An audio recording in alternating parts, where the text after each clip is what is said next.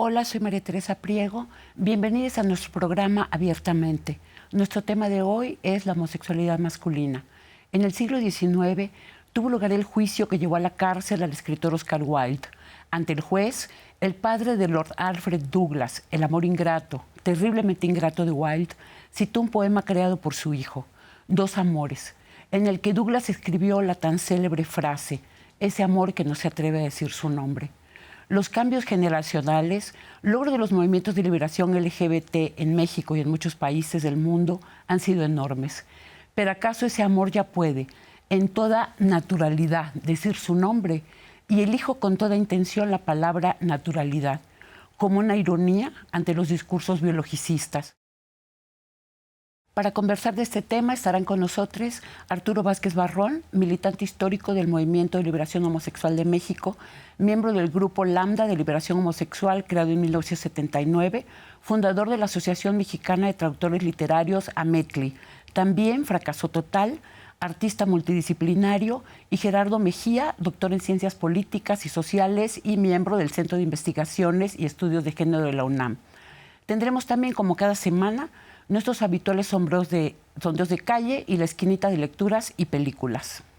Hay que hablar de nuestros deseos, hablar de lo que nos duele, lo que nos hace felices, lo que nos avergüenza, lo que nos da miedo.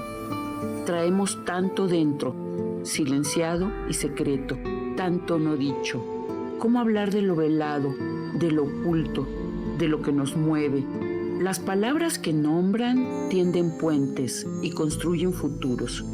Ayudan a escucharnos y respetarnos. Cada cabeza es un mundo, una munda. Somos cada una, uno, tan singulares y tan diversos. Conversemos de eso y de casi todo, abiertamente. Para adentrarnos un poco en el tema, tenemos algunas reflexiones que nos comparte nuestra compañera, la cineasta Stephanie Brewster.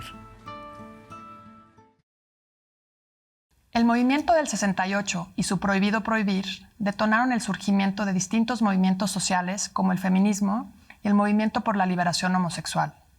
En 1971 se formó el Frente de Liberación Homosexual de México.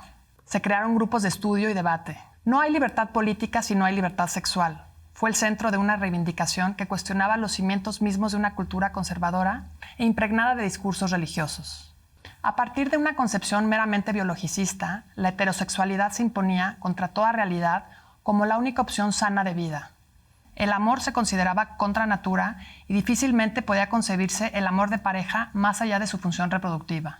En 1978, en la marcha conmemorativa de la Revolución Cubana, un puñado de integrantes del Frente de Liberación Homosexual de México se unió a la marcha. Una de las principales reivindicaciones fue la urgencia de detener el acoso policíaco. Por inimaginable que nos parezca hoy, eran frecuentes las redadas en los bares, las detenciones injustificadas que incluían violencia física, insultos y todo tipo de humillaciones. Los derechos homosexuales eran socialmente inimaginables y las personas se enfrentaban cada día al lenguaje discriminatorio y a la violencia naturalizada. Apenas en 1973, los manuales de psiquiatría retiraron a la homosexualidad de su apartado Desviaciones sexuales. La Organización Mundial de la Salud, en cambio, esperó hasta 1989 para dejar de señalarla como un problema de salud mental.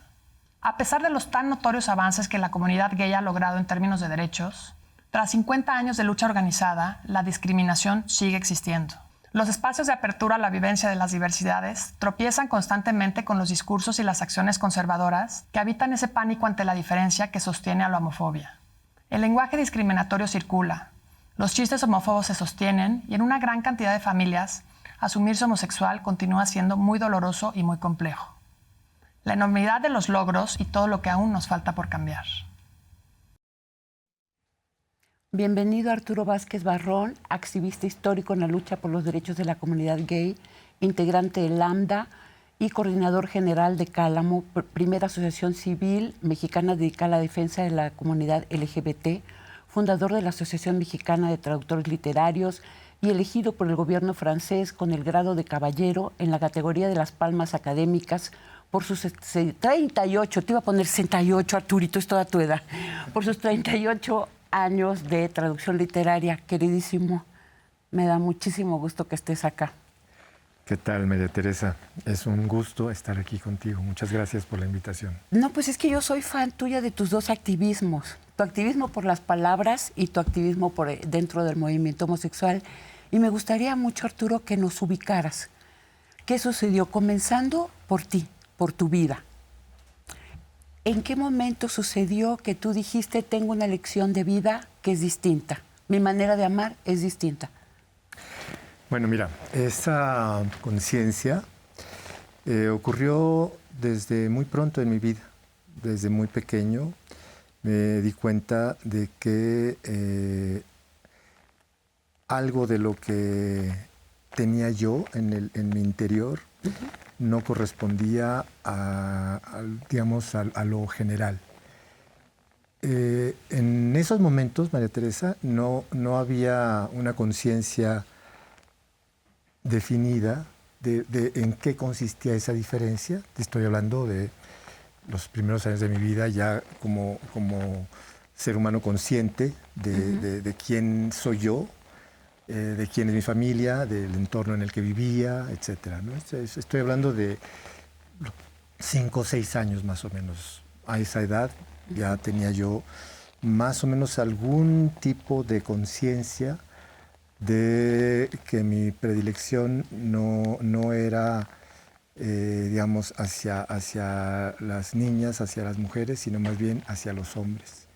Entonces, en mi caso fue una cuestión muy clara desde pequeño, a diferencia de muchos compañeros que tienen esta revelación interna ya cuando son adultos, por ejemplo, ¿no? Entonces, en mi caso no, fue bastante Tenía temprano. 6 años. ¿Y cuándo fue la primera vez que pudiste hablarlo con alguien? Pues a una edad, digamos, ya bastante avanzada.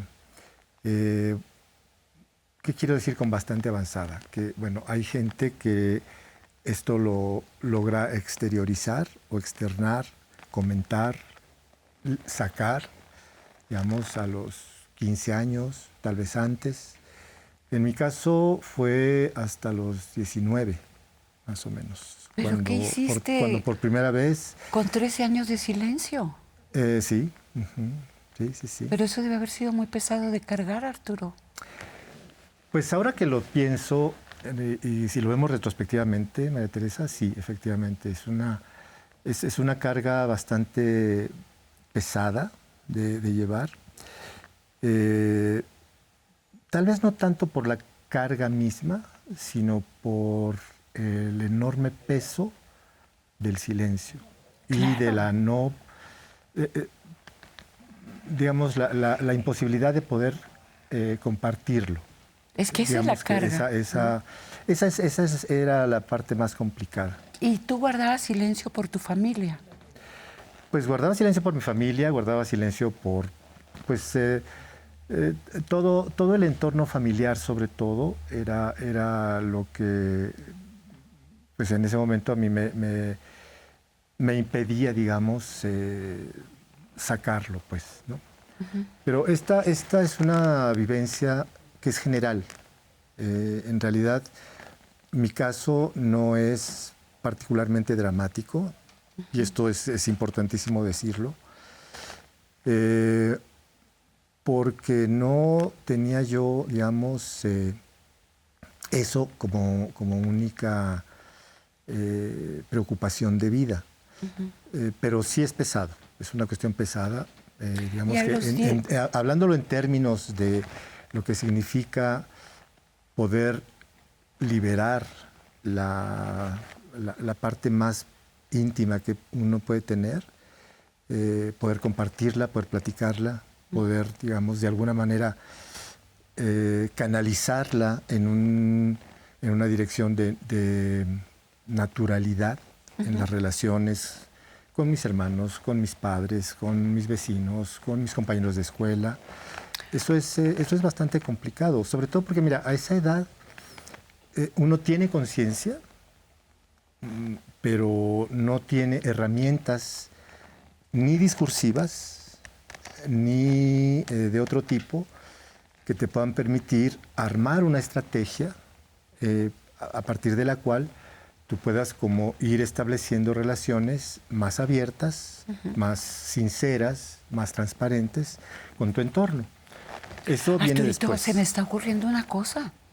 ¿No será esos 13 años de silencio que hizo que adoraras la palabra y después te convirtieras en traductor literario?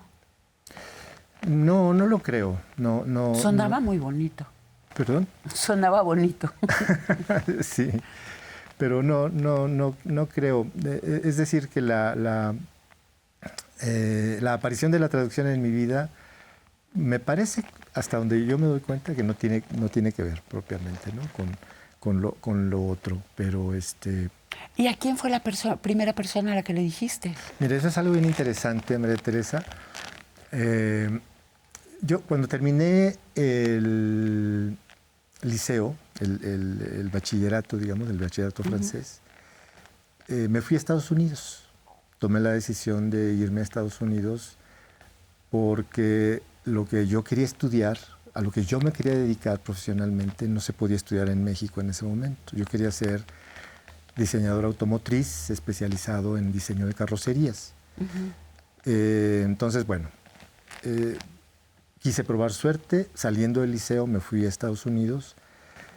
Yo llegué a Washington, D.C., a la capital, y como a los 3 días de eso, yo vivía muy cerca de la Casa Blanca,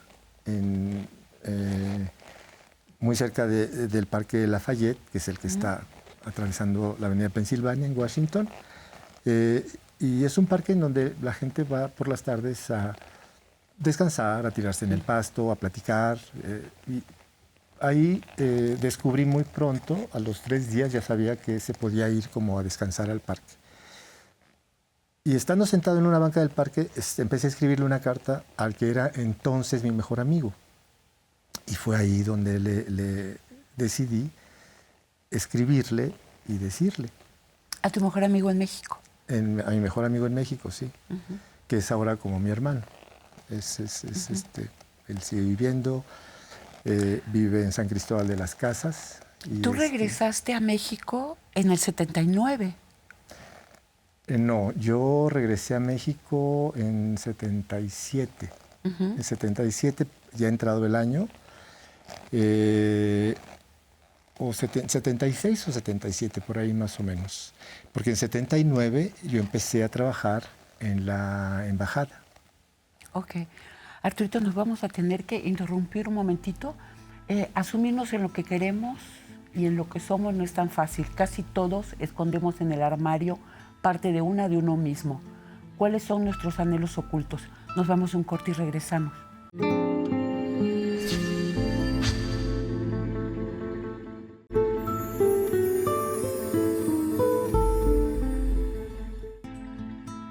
Seguimos con nuestro invitado Arturo Vázquez Barrón. Arturo, tú me contaste en alguna conversación que tuvimos que a tu regreso a México te sorprendió el nivel de homofobia que existía. Había razias en esa época. Cuando yo regresé a Estados Unidos encontré una realidad brutal, porque yo regresé ya con una conciencia de quién era, de lo que quería hacer con mi vida. Había despejado ya muchas dudas y tenía la convicción de que yo tenía que seguir con mi vida tal como yo era. Pero la realidad era muy difícil en ese momento. Si bien la homosexualidad nunca fue ilegal en este país, la situación de facto era una cuestión bastante insoportable, de hecho.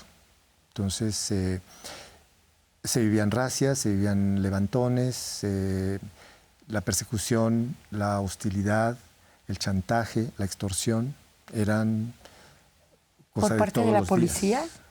Por parte de la policía, por parte de los agentes judiciales, porque este tipo de represión, que es la más brutal, en un sentido, digamos, físico, porque la intolerancia o las agresiones familiares y de amigos pueden llegar a ser también muy brutales, pero cuando se trata de un aparato del Estado que ilegalmente te chantajea, te hostiliza, te denigra, se vive de una manera mucho más brutal. Entonces, era muy complicado en ese momento. Y fue así como, digamos, entendí muy pronto que las cosas tenían que cambiar de alguna manera o de otra. Y comenzó tu activismo. Exactamente. Fue ahí en donde me di cuenta de que las acciones en solitario pueden ser buenas, pero no son realmente significativas como estrategia política, digamos, para que las cosas cambiaran. Porque realmente había que pelear de manera colectiva contra todo un sistema de represión que está anclado en las instituciones. Y te integraste a Lambda.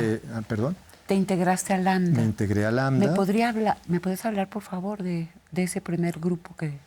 Pues bueno, yo asistí a una primera reunión al Frente Homosexual de Acción Revolucionaria, el FAR, y posteriormente... ¿En qué año, Arturo? Esto fue como por 77, más o menos. Prácticamente yo acababa de regresar de Estados Unidos.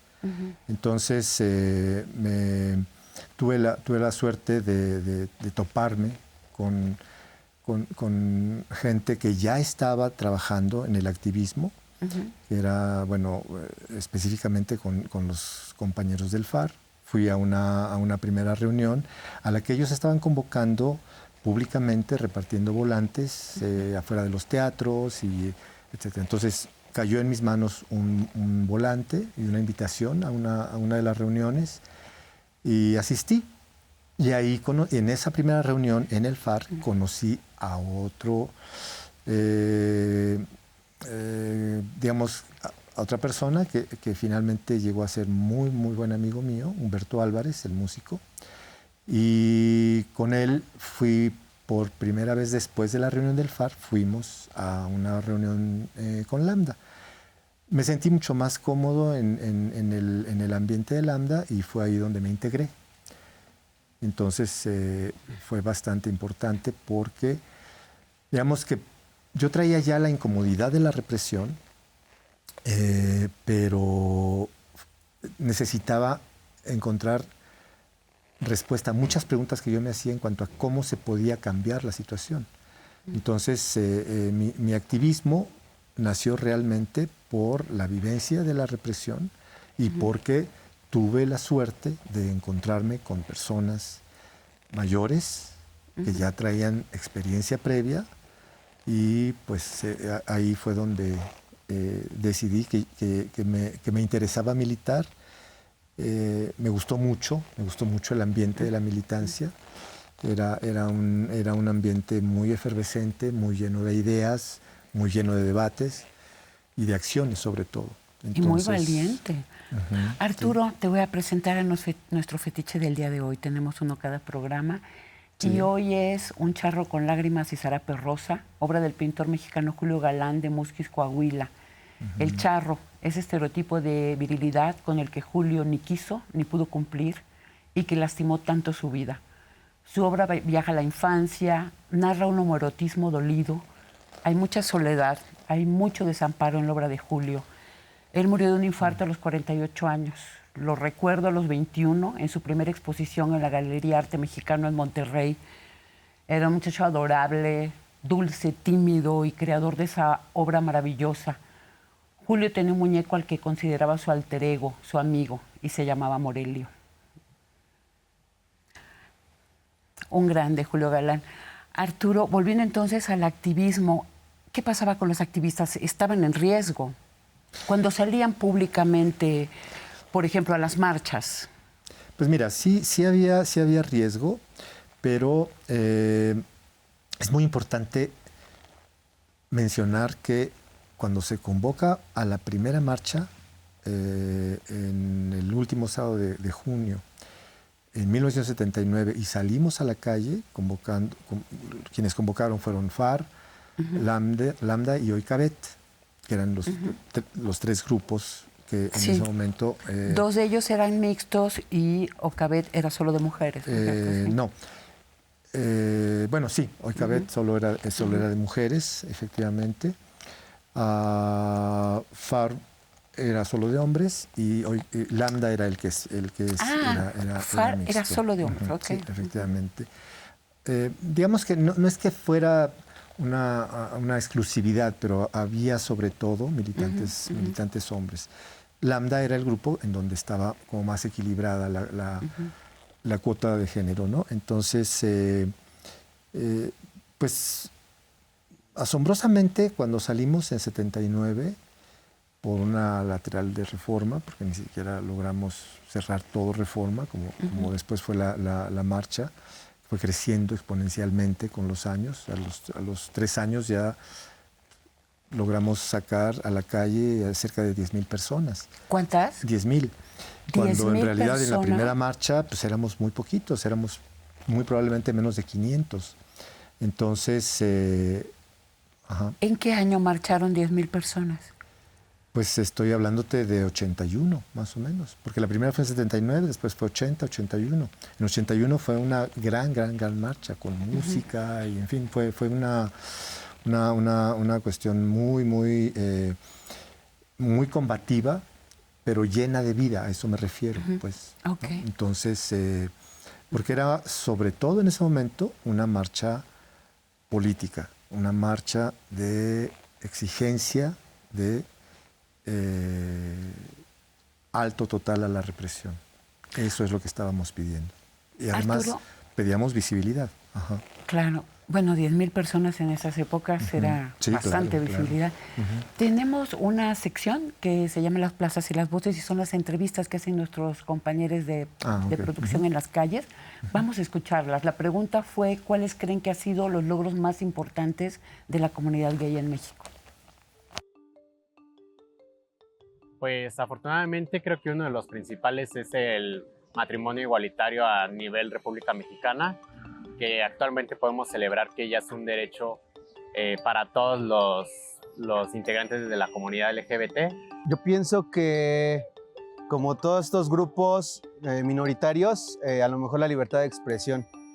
El hecho, porque es algo muy, desde siempre se ha como peleado esto, y creo que es un punto muy válido de ellos, el querer dar la libertad de expresión. Que sean incluidos en todo, no debe de haber discriminación porque estamos en otra época. Y bueno, yo doy un aplauso a estas personas, a estos grupos que incluyen a estas personas que dicen diferentes, pues no somos diferentes, todos somos iguales. Pues creo que como cualquier ser humano tiene el derecho de transitar libremente con la preferencia que cada quien quiera, ¿no? Pues no estoy muy enterada de los derechos que han logrado. Yo tengo un hijo gay, pero realmente él no se involucra, él sabe que tiene sus derechos. Y los tiene en su casa y los tiene donde va. Yo no creo que él carezca de ningún derecho humano, tiene todos los derechos. La cuestión de la salud y de los temas gratuitos para enfermedades de transmisión sexual, como lo puede ser el VIH, que pues contamos ya con un poco más de apoyo acerca del tema. Ya no es un tema con un tabú, sino que ya es un tema un poco más abierto y con un poco más de apoyo, vaya. Las respuestas, muchas gracias a las personas que participan, que aceptan participar en nuestras encuestas. Arturo, antes de que fuéramos, tú decías, yo tenía muchas preguntas, ¿cómo podemos cambiar esto? ¿Qué pensabas en ese momento y qué fue sucediendo? Bueno, ¿qué pensaba? Mira, cuando tienes una experiencia de vida que te oprime, pero no desde adentro, sino más bien es el entorno el que no te deja ser, pues las preguntas que te haces es justamente, bueno, a ver, ¿hay caminos, hay vías para poder transformar esto? ¿Es posible cambiarlo? ¿Es posible que podamos vivir en paz con nosotros mismos y con los demás sin que nos estén hostilizando y reprimiendo, matando? Porque también es eso, pues, ¿no? Es una cuestión no solamente mental, sino sobre todo física. Hay que decir porque la represión puede ser muy brutal en algunos casos, lo sabemos muy bien por los asesinatos, ¿no? Los crímenes de odio por homofobia, son todavía una cuestión real, existen todavía. Eso es algo que no se ha logrado todavía eliminar del todo. Hemos logrado muchas cosas, abrimos espacios, sobre todo la estrategia en primer lugar era la visibilidad en ese momento. Necesitábamos volvernos visibles, dejar de ser el alimento amarillista de la prensa, de la televisión, del radio, de los cotilleos familiares. Eso era muy, muy importante. Y eso solamente se podía lograr, hasta donde yo recuerdo, por medio de una pelea por la visibilidad, volvernos visibles, salir a la calle, a exigir derechos, a exigir respeto y a exigir que se detuviera la violencia. Entonces, ¿qué ideas había? Pues eso, vamos, lo primero que teníamos que hacer era armar una punta de lanza que pudiera romper el monopolio de la información respecto de nosotros mismos. Y a mí siempre me ha parecido que es muy importante decir algo en este sentido de la lucha de los derechos homosexuales y de la lucha ahora LGBT. Es necesario hablar en primera persona. Necesitábamos imponer un discurso desde adentro y derribar la idea de que siguieran, bueno, no la idea, sino la situación, la circunstancia de que todos hablaran de nosotros. La ciencia, la iglesia, la escuela, la familia, la religión, etc. La primera persona. Arturo, eso. Vamos a tener que ir a un corte, pero también quédate acá sentadito para que me acompañes. Tenemos a otros dos invitados que van a entrar en un momentito. Conocen el poema que se llama Que se cierre esa puerta, del poeta tabasqueño Carlos Pellicer. No se lo pierdan. Volvemos en un ratito con los siguientes invitados, Fracaso Total y Gerardo Mejía.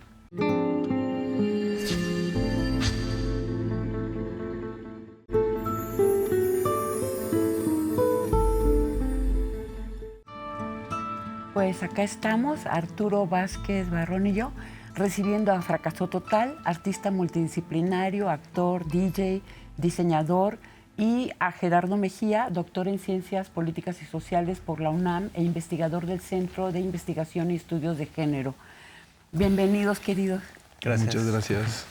Estaba conversando y lo último que dijo Arturo antes que fuéramos al corte fue comenzar a hablar en primera persona, que no sean los otros quienes suponen que nos están definiendo. ¿Ustedes qué opinan? Yo creo que sí es muy importante sí hablar en primera persona, dependiendo quién sea institución o personalmente. Creo que sí es importante que nosotros podamos ser quien defina a sí mismos, porque creo que todos somos diferentes, ¿no? Cada uno tiene sus propios encuentros con, no sé, ahora creo que todos tus sucesos que han pasado en tu vida te forman tal quien eres, sin importar de dónde vengas, ¿no? Entonces creo que sí es importante no encasillar a cada persona, porque pues todos hemos vivido cosas distintas, ¿no? Entonces creo que a veces las instituciones o como lo hablabas de la familia, pueden generalizar de muchas formas, ¿no? Como al hablar de la mujer o de tal, pero creo que cada quien igual vivimos cosas distintas, ¿no? Desde el privilegio, sin privilegio, sin... Creo que no hay un punto objetivo a final de cuentas al juzgar a tal, sino sí hablar uno de nosotros mismos, porque pues somos distintos, ¿no? Claro. ¿Tú qué piensas, Gerardo? Pues pienso que siempre hablamos de nosotros mismos. Más bien, pensando en lo que decías, Arturo, hablar de nosotros mismos sin asumir los prejuicios y los estereotipos que hay sobre nosotros por quienes somos o por las preferencias, los gustos que tengamos. Porque creo que a veces se puede hablar por uno mismo, pero incluso asumir esos prejuicios de los otros, ¿no? Más bien pienso que, o al menos a mí lo que me costó fue hablar de mí mismo, pero sin anteponer todos los prejuicios y los estereotipos que había, ¿no? O sea, pensar en mí sin pensar en estar mal, sin pensar en ser como alguien indeseable, alguien que tenía algo malo, ¿no? Como tú mencionabas hace rato. ¿Cómo fuiste asumiendo tu elección, Fracaso? Yo creo que para mí fue demasiado natural. Yo nunca, obviamente en algún momento entendí que no es que no estuviera bien, sino que no era lo normal, lo que te enseñan. Justo ahora tengo como una exposición o sea, que dura este mes, y hablo sobre la escuela rural. Yo soy de un pueblo que es muy chiquito en Zacatecas, entonces creo que la educación ahí es como muy heteronormada, ¿no? O sea, entonces creo que nunca no te cuestionas tú mismo, pues no estás pensando en la homosexualidad o en nada, simplemente tienes como una vida de pueblo, pero llega un momento en donde pues empieza un deseo, ¿no? Entonces sí había como, recuerdo en la primaria que sí me gustaban como los niños, ¿no? No pues solo se me hacían como lindos, ¿no? Pero no, creo que era un amor muy inocente, no estaba pensando como un deseo carnal o sexual. Pero creo que fue muy naturalmente, y también entendí, tuve una educación creo que machista, y al final de cuentas te gustan los chicos hetero porque es lo que ves, ¿no? Entonces, también creo que hay un robo aquí, hay un robo del amor adolescente porque no puede ser. Y ahí es donde creo que es el primer dolor que tienes, ¿no? Qué bonitas cosas dices, Fracaso. Justo como que, por ejemplo, ahora hay una pieza de un velo que está en la expo, que creo que es el deseo que te impregna la sociedad, ¿no? El deseo de casarte, ¿no? Creo que como mujer o como hombre o como homosexual hay ese deseo, ¿no? Pero simplemente creo que es un poco robado al vivir ese amor adolescente. Pero creo que con el tiempo ya comprendes que todo está bien y que no pasa nada. Y pues nada, como que ya lo hablas y empiezas a ser prudente para estar bien tú, ¿no? O sea, no sin tratar de afectarte ni que te afecte el alrededor, ¿no? ¿Y para ti, Gerardo, cómo fue? Un poco lo que mencionaba Arturo, uno siempre lo sabe, o yo siempre supe que había algo ahí. Lo que sí es que hubo alguien que llegó, siempre te lo dijo, incluso sin saber. Mis primos, recuerdo mis primos, algún primo que llegó y que lo primero que me dijo antes de saludarme fue, oye, ¿quieres joto? O sea, oye, ¿quieres puto? ¿Quieres que te gustan los niños? Tenía yo igual como 5 o 6 años. ¿Y el primo qué edad tenía? Pues igual, 5 o 6 años, sí. Supongo que era algo que escuchó en las conversaciones de la familia. Y siempre estaba ahí el tema, ¿no? O sea, por supuesto. La gente ya lo sabía, o los vecinos, los amigos, el entorno ya lo sabía. Uno lo sabía y la familia lo sabía, ¿no? Creo que pensando en lo que comentaba hace rato, quizá pensando en mi experiencia, lo problemático no era sentir si me sentía yo atraído por los hombres o no, sino cumplir con el rol de lo masculino, ¿no? Creo que ese fue desde toda mi niñez hasta la adolescencia y hasta este momento, aquello que tengo que estar vigilándome, ¿no? Vigilando, incluso ahora que ya me asumo y que digo, sí, pues más maricón que yo no, ¿verdad? Así, o más afeminado que yo no. Pero sí creo que ha sido una constante de la vida, ¿no? O sea, el tema de cumplir este rol de la masculinidad, pero en el sentido de lo viril que habían mencionado. Nos vamos a detener un momentito en la conversación para ir a las plazas y las voces con las respuestas de las personas entrevistadas en las calles. Regresamos en un ratito. Tal vez porque piensan que va a atentar a sus propios derechos, puede ser, que en este afán de querer la igualdad a lo mejor se tenga que alterar ellos, ¿no? Tal vez puede ser. Pues yo creo por la cultura, machista de las generaciones pasadas que era mal visto, ¿no? Que hubiera una persona con preferencias diferentes. Yo creo que es ignorancia. Y se asocia mucho a lo sexual.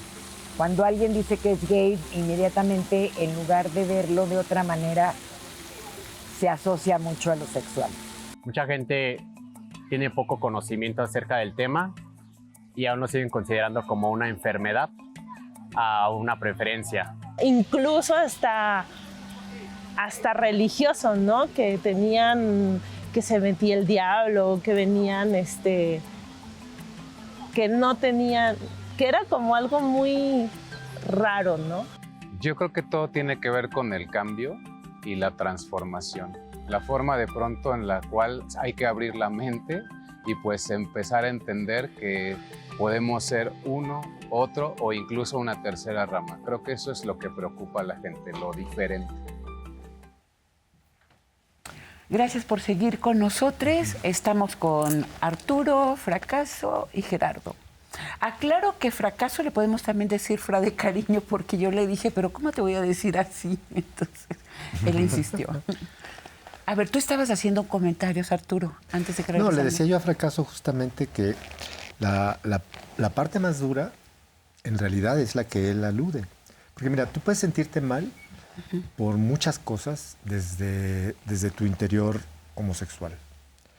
Pero el despojo del amor, el despojo de la posibilidad de amar a alguien abiertamente sin que tengas que estarte cuidando de decirlo o de sentirlo o de manifestarlo, es muy doloroso. Esa es una espina que se te clava en el corazón más que en la mente.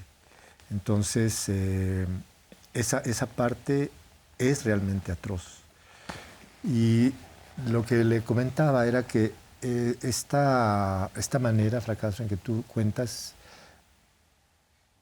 que todo fue como muy natural en tu caso, ¿no? A pesar de que tu origen es en un pueblo en donde en principio no hay tanta información y puede haber como mayor grado de intolerancia. Pero tu familia lo aceptó bien, ¿no, Fra? Justamente mi familia, pues creo que mi mamá y mi papá fueron muy transgresores. O sea, pues siempre hay el temor de decirlo, porque creo que yo pensé en algún momento, porque hay una presión social, ¿no? Hay una educación social que te dice, eres gay porque dice el primo y dice el amigo. Pero también hay otra presión social, es donde te importa el que digan. Pero yo sí me dije en algún momento como, creo que la persona más importante que me importa lo que piense y lo que diga es mi familia. Los demás no me interesa, o sea, la gente que yo quiero, los que estimo, ¿no? Y justo cuando tuve mi primer novio, como que dije, tengo que decirlo, ¿no? O sea, prefiero que lo sepan ellos a que alguien más venga a decirlos. Y mi papá estaba como en un grupo de alcohólicos anónimos, entonces él le había tocado lidiar con muchos chicos que habían estado en el alcohol porque fueron abandonados o tal. Entonces él como dijo, tú tienes todo mi apoyo en todo. O sea, como siempre vamos a estar aquí para ti. Yo no quiero que termines como súper mal o en una adicción o en algo. Entonces creo que mi mamá, fue un poco más difícil para mi mamá, pero ella siempre estuvo como muy chida ahí conmigo, ¿no? Entonces como que no... También claro que ya había una gran lucha anterior de movimientos que ya ahora era como pues más normal, ¿no? O sea, claro. Sí. No, pues fue gracias a otros anteriores, ¿no? ¿Ves todo lo que te agradecemos, Arturito?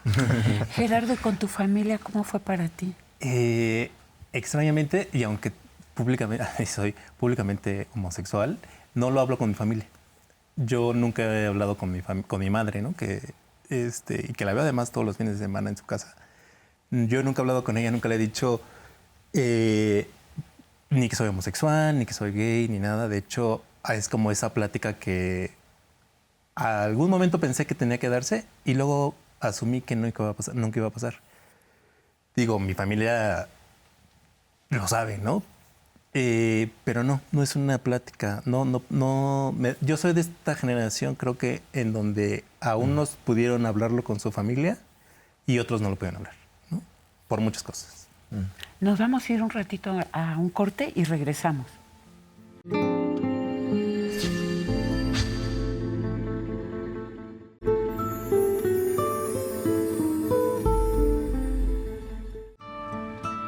pues acá estamos, Arturo Vázquez Barrón y yo, recibiendo a Fracaso Total, artista multidisciplinario, actor, DJ, diseñador, y a Gerardo Mejía, doctor en Ciencias Políticas y Sociales por la UNAM e investigador del Centro de Investigación y Estudios de Género. Bienvenidos, queridos. Gracias. Muchas gracias. Estaba conversando y lo último que dijo Arturo antes que fuéramos al corte fue comenzar a hablar en primera persona, que no sean los otros quienes suponen que nos están definiendo. ¿Ustedes qué opinan? Yo creo que sí es muy importante sí hablar en primera persona, dependiendo quién sea institución o personalmente. Creo que sí es importante que nosotros podamos ser quien defina a sí mismos, porque creo que todos somos diferentes, ¿no? Cada uno tiene sus propios encuentros con, no sé, ahora creo que todos tus sucesos que han pasado en tu vida te forman tal quien eres, sin importar de dónde vengas, ¿no? Entonces creo que sí es importante no encasillar a cada persona, porque pues todos hemos vivido cosas distintas, ¿no? Entonces creo que a veces las instituciones o como lo hablabas de la familia, pueden generalizar de muchas formas, ¿no? Como al hablar de la mujer o de tal, pero creo que cada quien igual vivimos cosas distintas, ¿no? Desde el privilegio, sin privilegio, creo que no hay un punto objetivo a final de cuentas al juzgar a tal,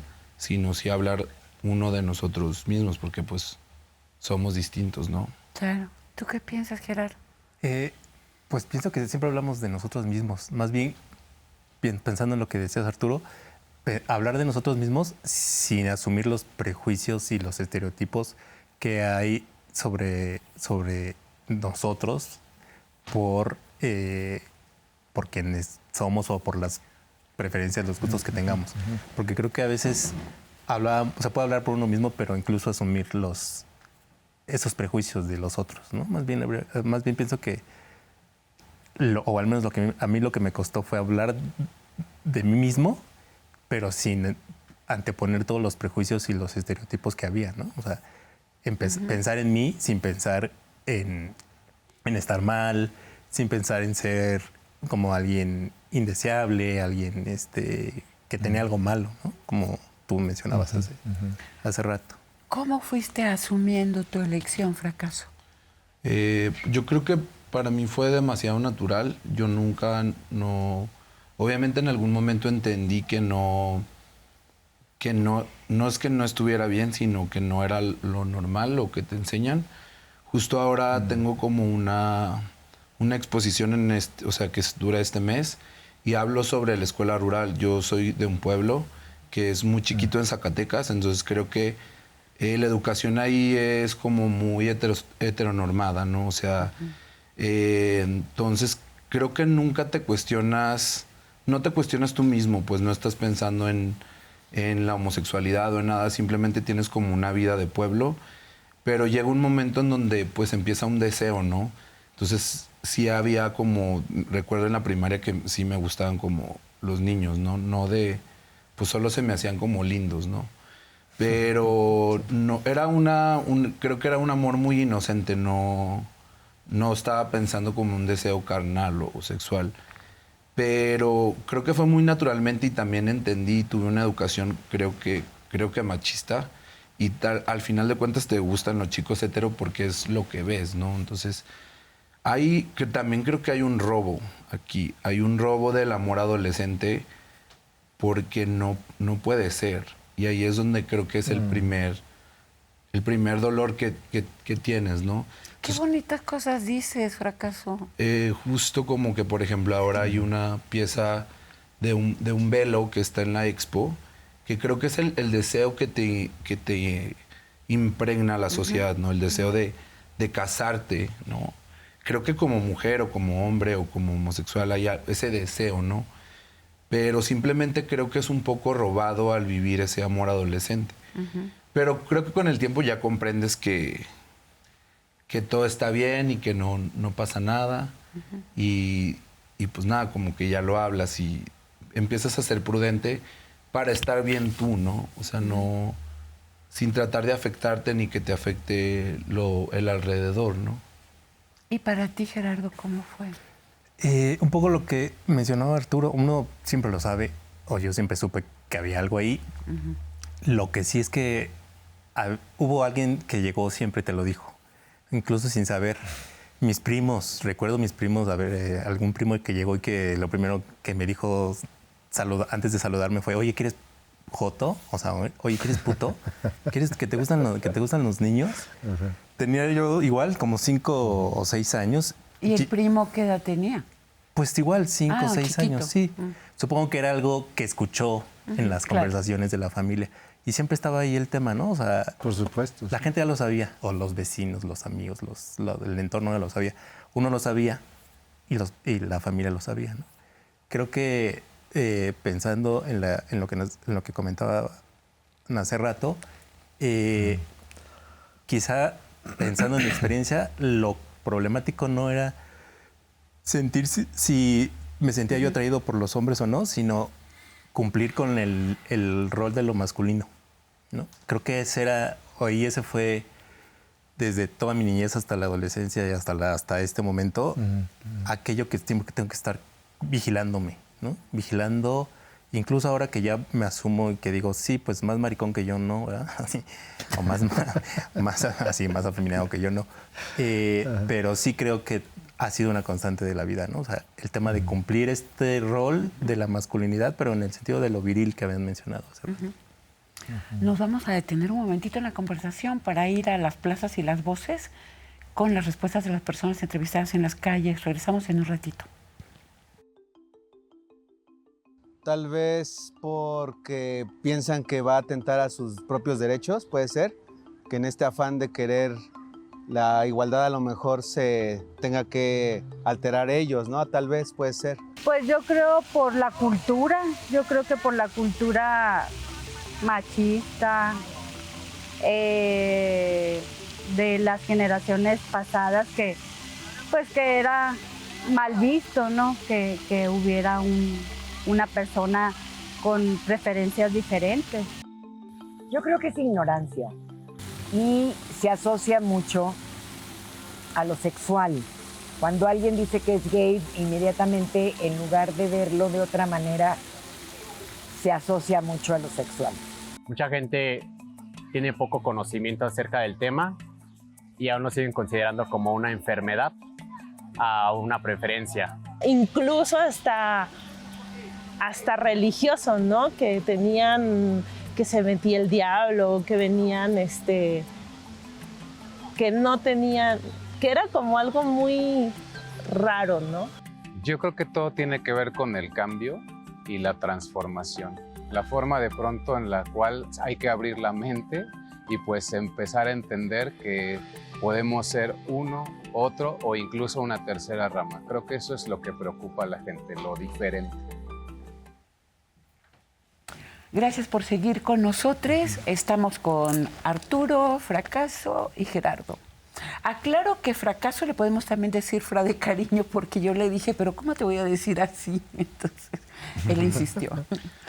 A ver, tú estabas haciendo comentarios, Arturo, antes de que regresáramos. No, le decía yo a Fracaso justamente que la parte más dura, en realidad, es la que él alude. Porque mira, tú puedes sentirte mal por muchas cosas desde tu interior homosexual. Pero el despojo del amor, el despojo de la posibilidad de amar a alguien abiertamente sin que tengas que estarte cuidando de decirlo o de sentirlo o de manifestarlo, es muy doloroso. Esa es una espina que se te clava en el corazón más que en la mente. Entonces, esa parte es realmente atroz. Y lo que le comentaba era que esta manera, Fracaso, en que tú cuentas que todo fue como muy natural en tu caso, ¿no? A pesar de que tu origen es en un pueblo en donde en principio no hay tanta información y puede haber como mayor grado de intolerancia. Pero tu familia lo aceptó bien, ¿no, Fra?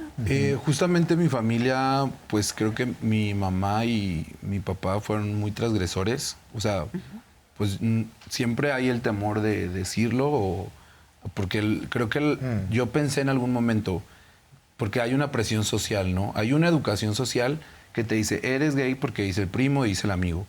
Pero también hay otra presión social es donde te importa el que digan. Pero yo sí me dije en algún momento como, creo que la persona más importante que me importa lo que piense y lo que diga es mi familia.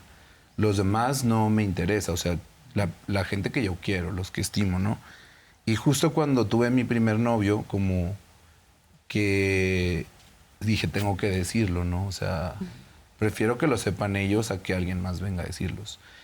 Y mi papá estaba como en un grupo de alcohólicos anónimos, entonces él le había tocado lidiar con muchos chicos que habían estado en el alcohol porque fueron abandonados o tal. Entonces él como dijo, tú tienes todo mi apoyo en todo, o sea, como siempre vamos a estar aquí para ti. Yo no quiero que termines como súper mal o en una adicción o en algo. Entonces creo que mi mamá, fue un poco más difícil para mi mamá, pero ella siempre estuvo como muy chida ahí conmigo, ¿no? Entonces como que no... También claro que ya había una gran lucha anterior de movimientos que ya ahora era como pues más normal, ¿no? O sea, no... Pues fue gracias a otros anteriores, ¿no? ¿Ves todo lo que te agradecemos, Arturito? Gerardo, ¿y con tu familia cómo fue para ti? Extrañamente, y aunque soy públicamente homosexual, no lo hablo con mi familia. Yo nunca he hablado con mi madre, ¿no? Y que la veo además todos los fines de semana en su casa. Yo nunca he hablado con ella, nunca le he dicho ni que soy homosexual, ni que soy gay, ni nada. De hecho, es como esa plática que a algún momento pensé que tenía que darse y luego asumí que nunca iba a pasar. Digo, mi familia lo sabe, ¿no? Pero no es una plática. Yo soy de esta generación, creo que en donde a unos pudieron hablarlo con su familia y otros no lo pudieron hablar, ¿no? Por muchas cosas. Nos vamos a ir un ratito a un corte y regresamos.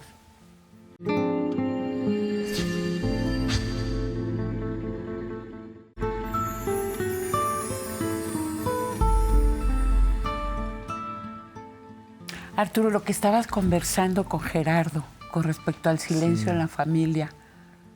Sí, Gerardo, ¿cómo vives tú esta situación?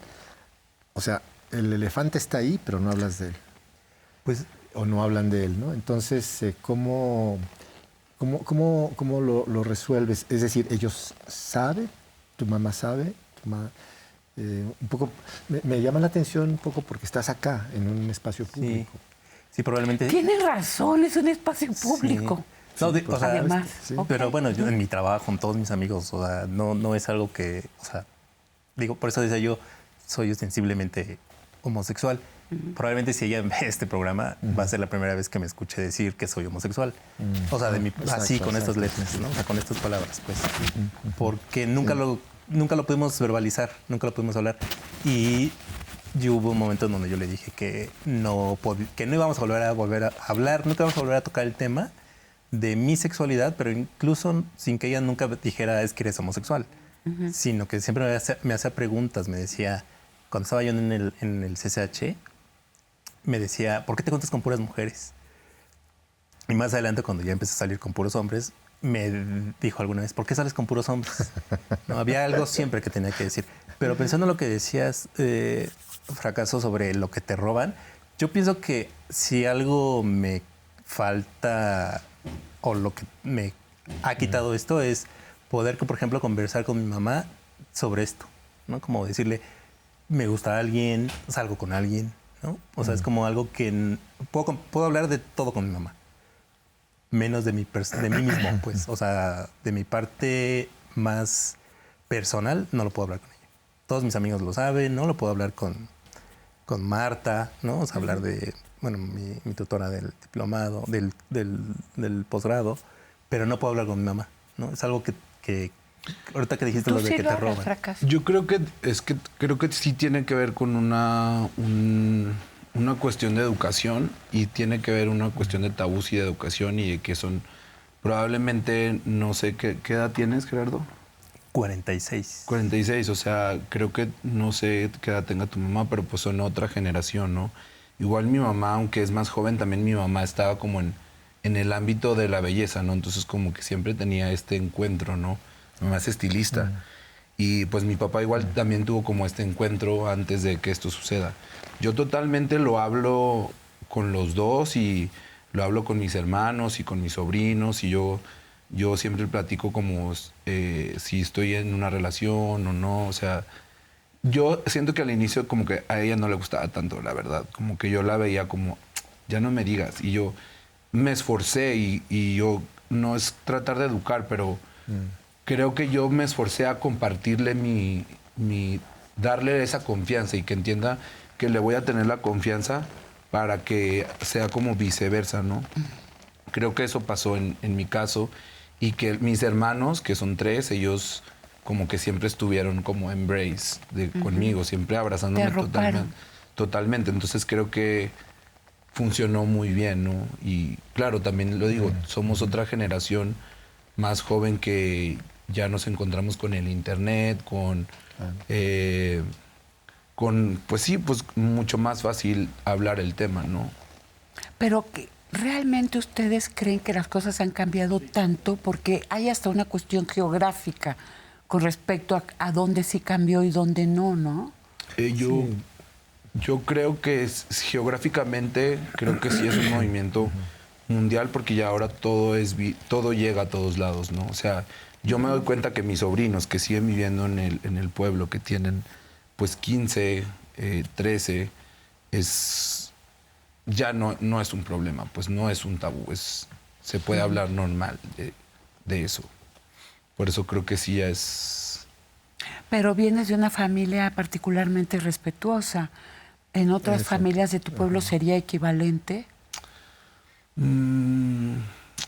Creo que eso sí creo que sí puede variar también, pero de todas maneras ya es un tema que está ya incrustado, ¿sabes?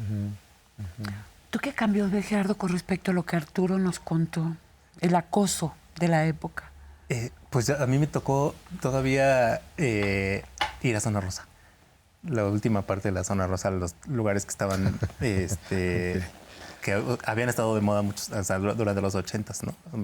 Me tocó la segunda parte de la década de los 90s y yo creo que sí hay un cambio brutal, o sea, al menos en la Ciudad de México. En la ciudad. Sí. Y creo que en las zonas urbanas, no sé si en todas, pero creo que sí hay un cambio. Incluso creo que muchas personas que no se asumen heterosexuales pueden pasar incluso de tener que decirlo, de tener que hablarlo, ¿no? Como que lo pueden asumir sin que se convierta en algo, un momento de la vida, ¿no? O sea, como hablarlo. Y sí, yo sí pienso que algo que tenemos que agradecer es el trabajo, el activismo que vino antes, ¿no? O sea, con sus asegúnes y con los peros que puede haber, pero yo creo que no estaremos hablándolo aquí si no fuese por este activismo. Por supuesto. Digamos que hay muchas carencias todavía, hay mucha represión, pero es indudable que las cosas ya cambiaron. Es decir, alguien en esta época, porque bueno, Fracaso tiene 32 años, entonces, pero los chicos de ahora que están saliendo apenas a la vida, los que tienen 16, 17, 18, en este momento lo ven ya de una manera muy distinta, sobre todo en las zonas urbanas. A eso me refería, las zonas urbanas. Es necesario también plantear que en cualquier país, pero particularmente en México, el avance digamos, las acciones libertarias no son parejas, no corren al mismo tiempo. Menos en un país tan Ciudad de desigual, México, ¿no? También equitativo es, como México. a pesar de lo mucho que puede tener como de defecto una ciudad tan monstruosamente grande, eso al mismo tiempo ayuda a que finalmente la gente viva en paz con el vecino que es gay, con el otro que es no sé qué. Más o menos. Pero sí, por supuesto, pero sí ayuda, porque si bien no deja de ser un pueblote, pero de todas maneras ayuda el gigantismo de la ciudad. Sí, es una ciudad más libertades. Por supuesto. Hay algo que yo le quisiera preguntar a los tres, porque les voy a poner un ejemplo ahí, esas micro-homofobias disfrazadas de buena ondita, ¿no? Por ejemplo, y me gustaría que habláramos de esas frases, que quedara claro para que no las andemos diciendo cuando alguien te dice, pero yo no soy homófobo, ay, me encantan los gays. O que es como decir, a mí me encantan las mujeres, no soy misógino, ¿no? O sea, como si no estuviéramos hablando de singularidades. Entonces, ¿qué frases son esas que tan equivocadamente decimos? Sí. No sé, es que hay tantas. Pero, digan no, alguna, porque... Pues no sé, como cuando te predicen, pero no pareces. Ah, ¿no? Ese es un clásico. Ese es como, pues es que parece que tengo que andar con las plumas, ¿no? Sí. Ese es como, o que, sí, es como si tuviera, o sea, como además como si no tuviese la obligación de llegar a decirlo, ¿no? Pero es que no parece. Además les has preguntado qué tendrías que parecer, o sea, ¿cómo sería si pareces? ¿Cómo sería? Sí, yo creo que tendrá que llegar con plumas y lentejuelas, supongo, para que... Ok. Como sí, o sea, como que te están dando un halago y de pronto pues te están diciendo, no, es que tú no pareces gay, o sea, pues no tengo que parecer ni mucho menos, o sea, yo voy a hacer lo que yo quiera y si me quiero poner plumas, pues me pongo y también, si no quiero, pues no, o sea, no tengo por qué darte un gusto a ti, ¿no? Y creo que no justamente nomás es en esto, ¿no? Creo que lo vivimos todos, todas las personas, pues que todo el tiempo tenemos que cubrir un requerimiento social, ¿no? De cómo vernos o cómo ser. No sé, y sí, pues sí, o sea, creo que hay veces que, ¿por qué te tienes que defender? ¿Por qué tienes que halagar o como defenderte de que no te estoy juzgando, ¿no? O sea, sí. Lo que pasa es que ese tipo de señalamientos y de oraciones de las que hablas, esos, digamos, discursos que en la dimensión de lo micro, de todas maneras esconden cierta intolerancia, cierta falta de respeto, etcétera, ¿no? Entonces, mira, esa es la parte más complicada, porque no es fácil desarraigar eso, María Teresa. Es una cuestión muy interiorizada. Y entonces, muchas veces, porque resulta no solamente paternalista y condescendiente, también resulta a veces ofensivo. Y va en todas direcciones, ¿eh? No solamente es en contra de los gays, es en contra de las mujeres, es en contra de los viejos, es en contra de los niños. Entonces, ese tipo de comentarios de intolerancia se generan en el discurso sin que la gente se dé cuenta. Pues es que el punto justamente, por eso es importante hablar, porque tenemos que irnos dando cuenta de las insensateces que decimos, ¿verdad? Por supuesto. Y que lastimamos, y que nos lastiman. Entonces vamos a nuestra esquinita rápidamente de lecturas y películas. Primero, el escritor y activista LGBT chileno Pedro Lemebel, también activista contra la dictadura de Pinochet. Él fue invitado en 1986 a un acto político de la izquierda chilena y leyó un poema largo, el manifiesto que llamó Hablo por mi diferencia, un señalamiento de la homofobia que también existe en las izquierdas, por supuesto que también. El manifiesto está en internet y les leo cómo se termina.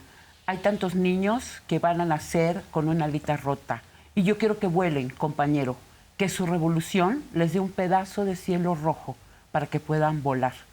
No se pierdan su novela Tengo miedo torero y todo el trabajo de activismo a la manera del performance que realizó con el dúo de las yeguas del apocalipsis. En la literatura mexicana de fines de los 70s y 80s, Ojo que da pánico soñar, el ensayo breve de José Joaquín Blanco y su novela Púberes canéforas. Y también El vampiro de la colonia Roma, de Luis Zapata. Confesiones de una máscara, por supuesto, del escritor Yukio Mishima, que es autobiográfico. Y vámonos rápido, chicos, porque se nos está acabando el tiempo. La obra de... me encantó, lo acabo de descubrir, César Cañedo, lo que él llama su poesía J. Podemos comenzar con el poemario Sigo escondiéndome detrás de mis ojos. Y es muy interesante porque es de nuevo la alusión a los ojos que hace que hace José Joaquín Blanco y que viene del poema de Eliot, ¿no? Que tú como traductor seguro te lo sabes completito, como traductor literario. ¿Ya? Se acabó el tiempo, discúlpeme por favor, fue una delicia, Arturito, hablar contigo, Fra, Gerardo. Muchas gracias. Gracias a ustedes por recibirnos en sus casas. Los esperamos la próxima semana para seguir conversando abiertamente. Escriba, opine, sugiera temas. La botella con nuestro mensaje de hoy se fue al mar. Llegó a sus playas. Les escuchamos.